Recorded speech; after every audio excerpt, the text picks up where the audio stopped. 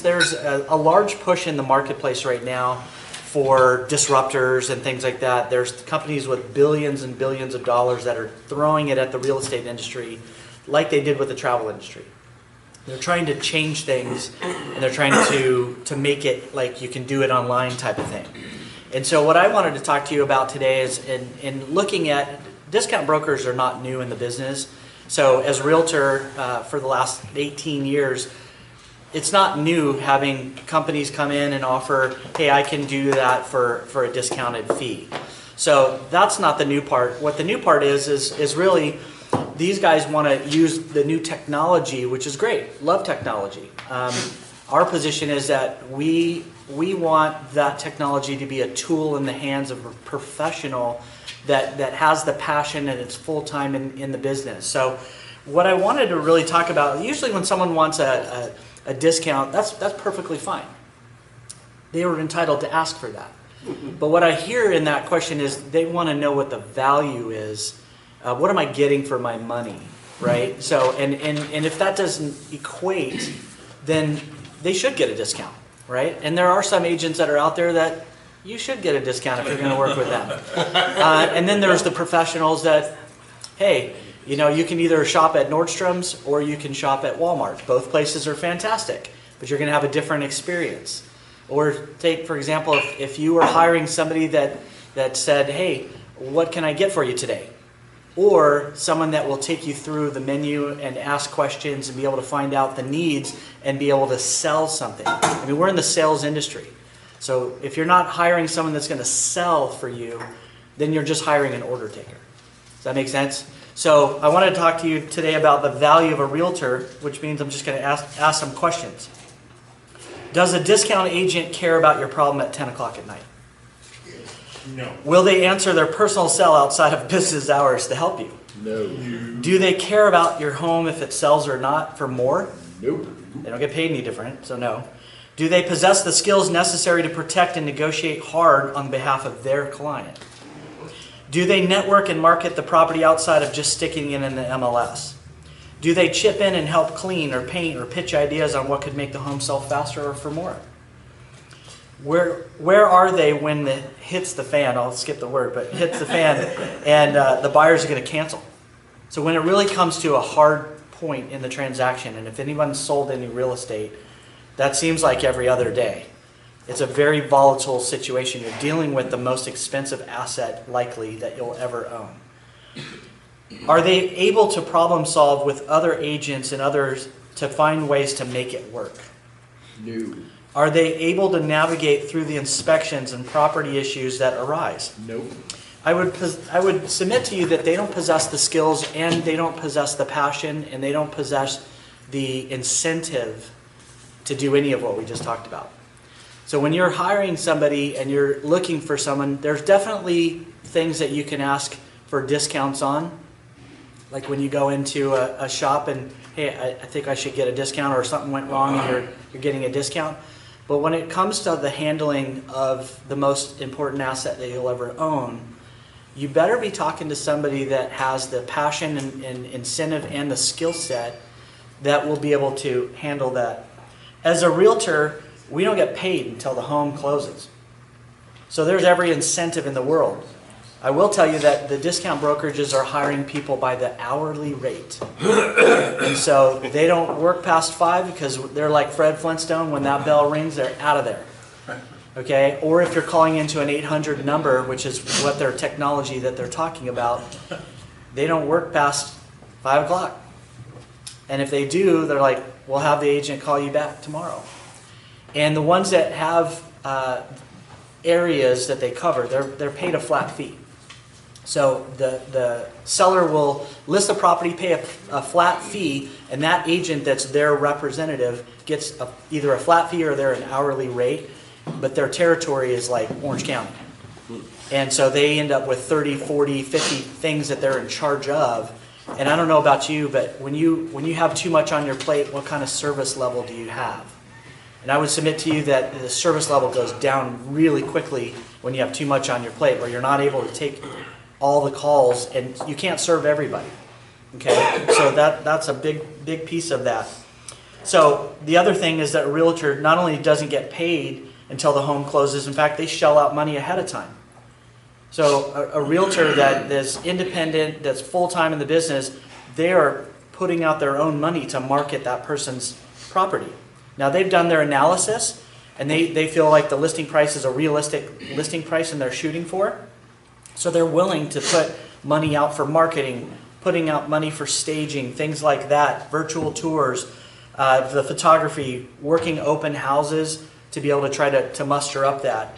And again, if they don't get paid, they lose all that money, and they're willing to take that risk. It's one of the few industries where you are completely without a net. There's no bottom. So you could spend your way out of this business super fast if you don't know what you're doing. And when you hire a professional realtor, they're not only giving you the professional counsel, but they've taken all the classes that they can and more, continuing education on negotiation, communication, being able to handle personality styles. So if you don't have somebody that can deal with themselves, for one, that's called emotional intelligence, and number two, be able to deal with the other agent, their client, the appraiser, the inspector, the escrow officer, the title officer when there's stuff that comes up. I'll give you an example. Recently I'm working with a client that they were original owners from 1967. And since 1970, when they did the add-on to their property, the assessor's office has assessed the square footage at 3,338 square foot, which includes the enclosed patio, incorrectly. So for 47 years, they've been paying property taxes on the wrong size of the property. Only to find out when we sold the property, we didn't know. We're using the assessor's office in marketing the property. When the appraiser comes out, they measure the house. And it came up short a lot. And we realized that, oh, they're not even using this permitted add-on property. So what do? We're fighting tooth and nail both with the assessor's office, with the bank, because they're the ones that appraise the property. And at the end of the day, after multiple consultations with outside appraisals, they're not allowed to use that for living square foot. Nobody knew that. So we had to readjust the piece. However, this particular property, we renegotiated the deal.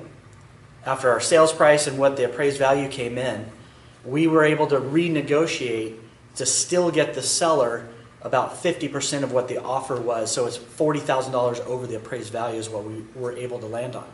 And I would submit to you that a person that doesn't have paid incentive to help that client would be just like, here's your options. Cancel, relist the property at the appraised value, or let's see what we can get this property. This person obviously saw value in making the offer where they did. Let's fight tooth and nail for our client and get them the most that we can given the circumstances, which is what we did. And I'm just saying that there's not people that will do that. Rather than toot my own horn, this is what I want to share with you about what clients say about me, and I've taken different reviews and being able to do it. They said, Mike, you are so dependable. Mike, you give excellent advice. Mike, I really trust you. You're so professional and calm. You're very tenacious in getting me through the highly stressful time. Mike, you're willing to help me when no one else would. Mike, thanks for watering my lawn. Mike, you immediately impress us with your knowledge, honesty, and thoughtfulness. Thanks for helping me paint my walls when I couldn't afford hardwood. Sorry.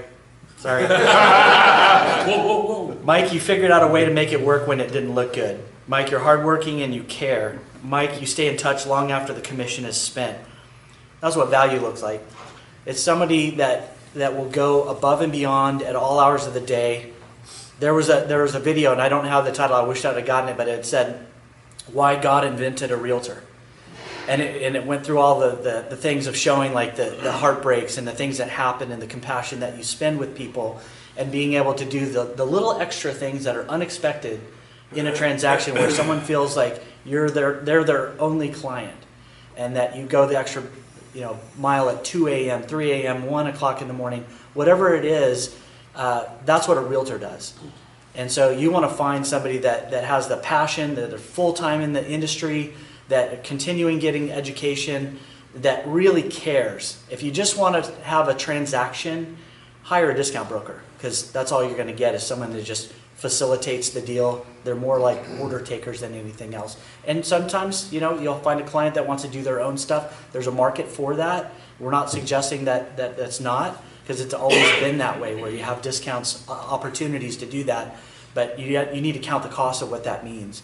I'll give you one last example of a discount broker, and I won't name them. I'm not trying to trash companies, but it was in the downtown Huntington Beach area. And when the property got listed on the market, they listed it for $1,295,000. It was on the start of the third block of downtown, so it goes ranked on blocks.